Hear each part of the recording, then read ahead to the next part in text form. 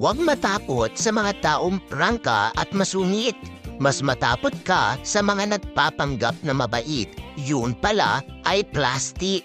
May mga taong akala mo masama ang ugali dahil lagi nakasigaw, mahilig manita at masungit. Kung minsan, yung taong ganyan, yun pa ang may mabuting kalooban.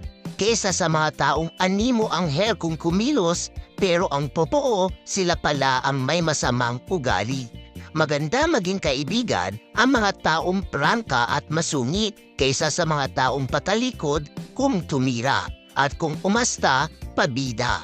Lahat tayo may bad attitude pero hindi ibig sabihin nun masama ka ng tao. Di tulad ng iba dyan, kunwari mabait lang pag may kailangan at pag napapakinabangan yung isang tao. Tandaan mo, hindi tayo masungit o mayabang. Sadyang dilan nating ugali